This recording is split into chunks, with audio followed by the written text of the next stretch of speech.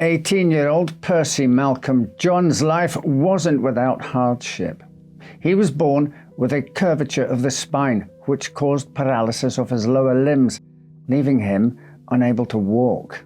Due to his condition, Percy was unable to join in with many of the physical activities his peers at Blenheim House School in Wimbledon enjoyed. Understandably, the young man suffered from occasional bouts of sadness, but overall, Percy was said to be quite a cheerful fellow. That was until he met a man by the name of George Henry Lamson.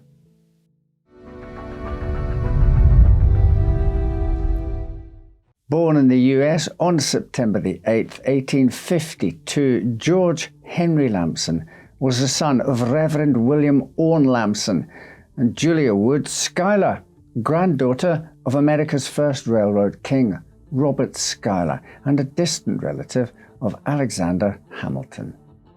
During the Franco-Prussian War, George served in the French Ambulance Corps during the 1871 siege of Paris. France eventually awarded him the Legion of Honor, the highest French order of merit, both military and civil. George's work was also noted during the Romanian War of Independence, during which he cut death rates by 30% in his ambulances. By the time he arrived in the English seaside town of Bournemouth in 1878, Lamson had many medals in his pocket. While in England, he married his beloved Kate George John, and in 1880 he set up his own medical practice.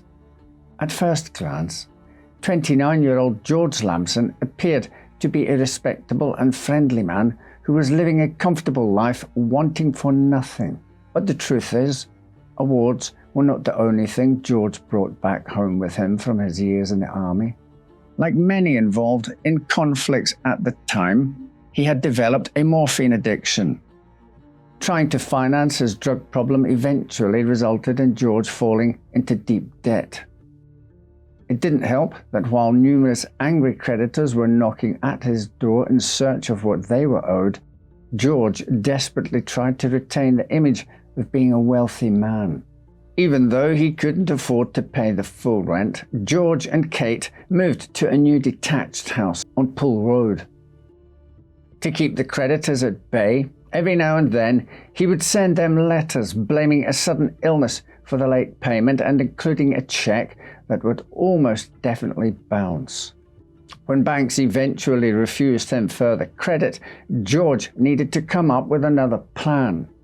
He needed a large sum that would not just help him get rid of his debts, but finance his addiction and lavish lifestyle.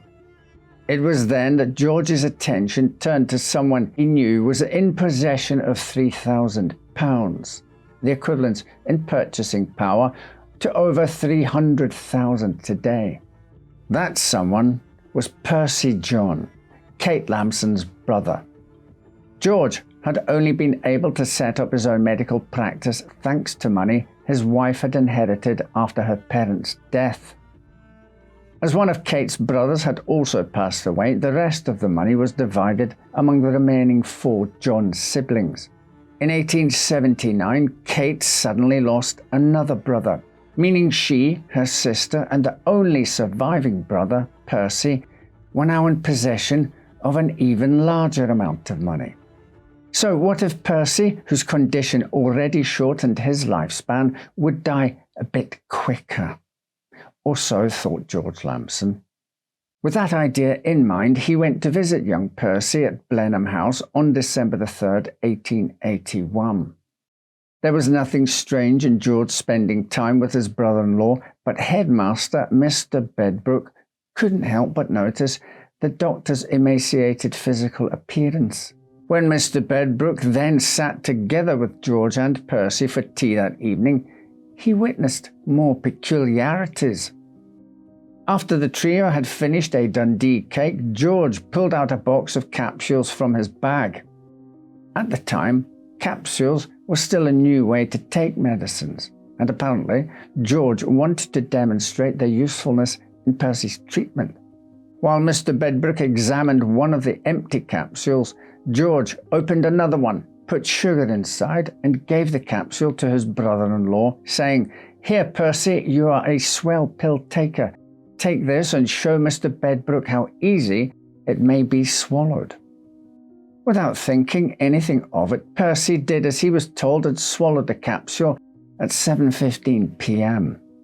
About 5 minutes later, George suddenly got up, saying he needed to hurry to the station to catch a train to Paris to visit his father.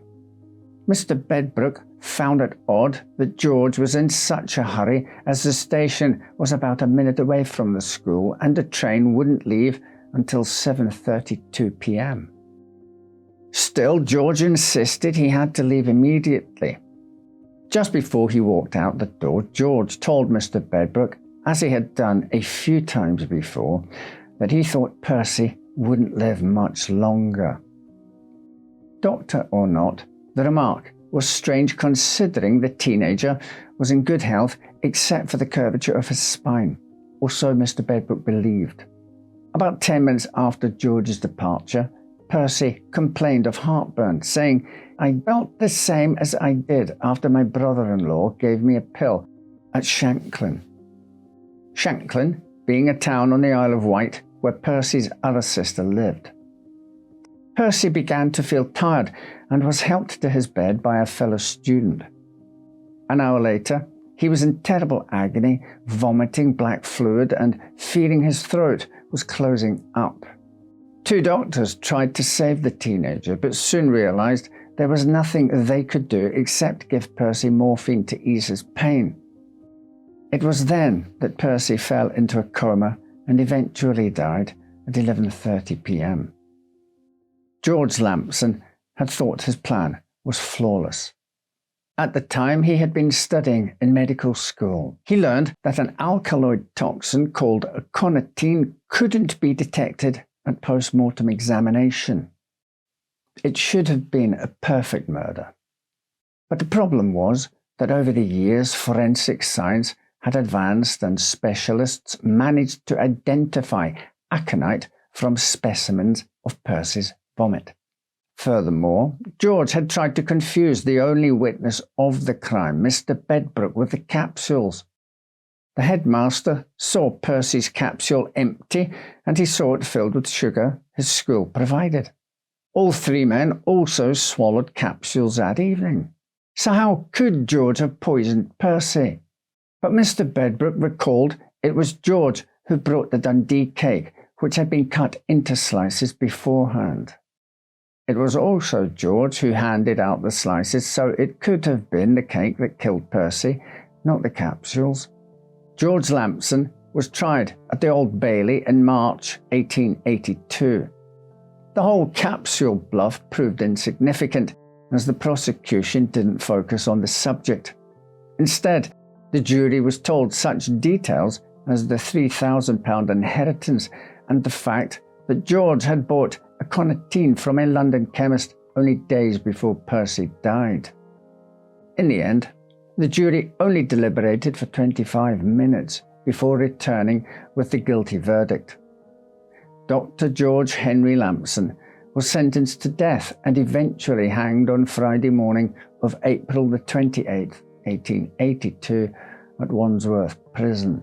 His execution having been delayed when President Chester A. Arthur intervened, asking the Home Office to grant Lamson more time so his well-connected family could put enough evidence together to prove George was insane.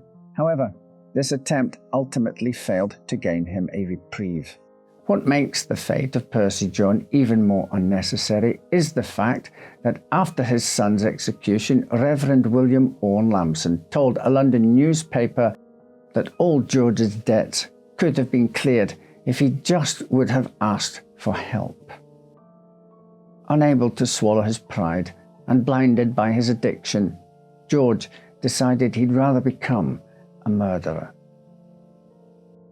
Thank you for watching. Right then, take care, and I'll see you next time with another story to make you say, "Well, I never."